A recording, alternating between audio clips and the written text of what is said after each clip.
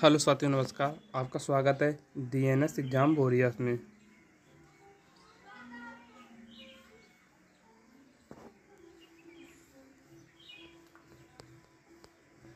आपका स्वागत है डीएनएस एग्ज़ाम वॉरियर्स में। हम आपको बता दें कि हम इस सीरीज़ में हिस्ट्री को लेकर चल रहे हैं।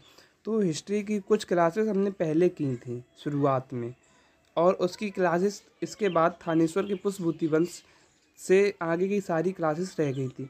तो वो सारी क्लासेस हम अब आपकी कंप्लीट कराएंगे। तो हिस्ट्री आपकी पूरी कंप्लीट करवा देंगे हम लगभग 10 से 15 दिन में, और इसके बाद हम आपकी पॉलिटी कंप्लीट कराएंगे। तो ये हिस्ट्री जो है, ये हिस्ट्री जो नवीन शर्मा सर ने हिस्ट्री पढ़ाई थी एसएससी सीरियल के लिए, उसी हिस्ट्री के जो नोट्स हैं वो हम आपको रैपिड फायर डिवीज़न में आपके रिवीजन करवाएंगे, और साथ में आपको फ्री ऑफ कॉस्ट नोट्स भी प्रोवाइड कराएंगे। तो आप इन क्लासेस से भी जुड़ना ना भूलें। तो बिना किसी देरी के शुरू करते हैं थानेश्वर के पुष्पभूति वंश। अगर बात की जाए थानेश्वर के पुष्पभूति वंश, तो इसके संस्थापक कौन थे? तो संस्थापक थे इसके पुष्पभूति। कौन थे? पुष्पभूति। और पुष्पभूति के बाद पुष्पभूति के कौन? एक सामंत हुआ करते थे, प्रभाकर वर्धन, जो इनके बाद गद्दी पर बैठे। और ये सामंत जो थे, ये कहाँ के? ये मोखरी वंश के जो सामंत थे। और ये मोखरी वंश कहाँ का है? तो ये कन्नौज का मोखरी वंश है। तो आगे देखते हैं प्रभाकर वर्धन को। तो प्रभाकर वर्धन के 3 पुत्री हुए, यानी कि राज्यवर्धन सबसे बड़ा पुत्र, राजश्री एक पुत्री, और हर्षवर्धन जो छोटा पुत्र था। प्रभाकर वर्धन ने राजश्री की शादी जो है अवंती वर्धन के पुत्र ग्रहवर्मन से कर दी। किससे कर दी? अवंती। तो जो प्रभाकर वर्धन था, उसने अपनी पुत्री राजश्री का विवाह किससे? अवंती वर्मन के पुत्र ग्रहवर्मन से कर दी थी। और कुछ समय बाद क्या होता है कि शशांक और देवगुप्त ने मिलकर ग्रहवर्मन की हत्या कर दी थी। ग्रहवर्मन की हत्या कर दी, और राजश्री का अपहरण कर लिया। किसने? राजश्री का अपहरण कर लिया।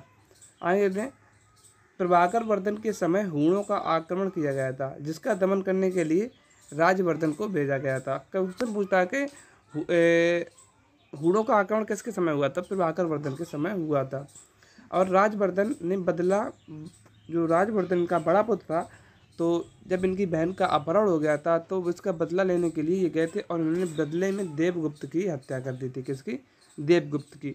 लेकिन शशांक ने वहाँ पर आकर राजवर्धन की हत्या कर दी। किसकी? राजवर्धन की। अब हम देखते हैं हर्षवर्धन के बारे में, जो कि इनका प्रभाकर वर्धन का छोटा पुत्र था।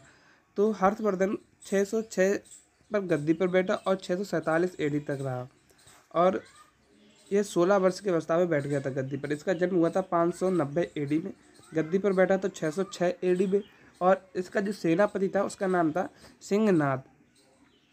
और जो हर्षवर्धन था, इसका पहला अभियान था गौड़ नरेश शशांक को इसने पराजित कर दिया था। और दिवाकर, जो कि ये बौद्ध भिक्षु था, जो इनकी बहन थी राजश्री, वो वहाँ से भाग गई थी और भाग के जंगल में चली गई थी। तो एक दिवाकर मित्र था जो बौद्ध भिक्षु था, तो उसने इनकी बहन को देखा था और उन्हीं ने इसको बताया था। तो बौद्ध भिक्षु दिवाकर मित्र की सहायता से इन्होंने अपनी बहन को खोजा। हर्ष जो है, राजा हर्ष, इन्हें साहित्य का सम्राट भी कहा जाता है। और राजधानी इन्होंने, हर्षवर्धन ने राजधानी किसे बनाया? तो कानकोप यानी कन्नौज को बनाया। हर्षवर्धन को पुलकेशिन द्वितीय ने हराया। जब हर्षवर्धन अपनी सीमाओं का विस्तार कर रहा था, तो ये दक्षिण में, इसने कहा दक्षिण में भी हम विस्तार करेंगे, लेकिन नर्मदा नदी के पास जाकर पुलकेशिन द्वितीय ने इन्हें 618 एडी में इन्हें पराजित कर दिया था। हर्षवर्धन के कुछ नाटक हैं, जैसे नागानंद, रत्नावली और प्रियदर्शिका, ये इनके नाटक हैं। इन नाटकों को लिखने का श्रेय वैसे तो जाता है धावक को, कवि धावक को जाता है, और इनकी बुक किसमें? जी, पवन सूत्र में ये वर्णन मिलता है। हर्षवर्धन के दरबारी बार हुआ करते थे। इन्होंने कादम्बरी और हर्षचरित लिखी। हर्षचरित में कितने? तो 8 भागों में लिखा। और मयूर भट्ट, जो कि सूर्य शतक जिन्होंने लिखा, और मार्तंग दिवाकर, जिन्होंने मयूर शतक लिखा। और क्वेश्चन यहाँ से बहुत पूछता है कि वेनसांग जो था चीनी यात्री, वो किसके शासनकाल में आया? तो हर्षवर्धन के शासनकाल में वेनसांग चीनी यात्री आया। और वेनसांग को क्या यात्रियों का राजकुमार, प्रिंस ऑफ पिलग्रिम्स के नाम से भी जाना जाता है, ऐसे शाक्य मुनि के नाम से। और तसांग के नाम से भी जाना जाता है।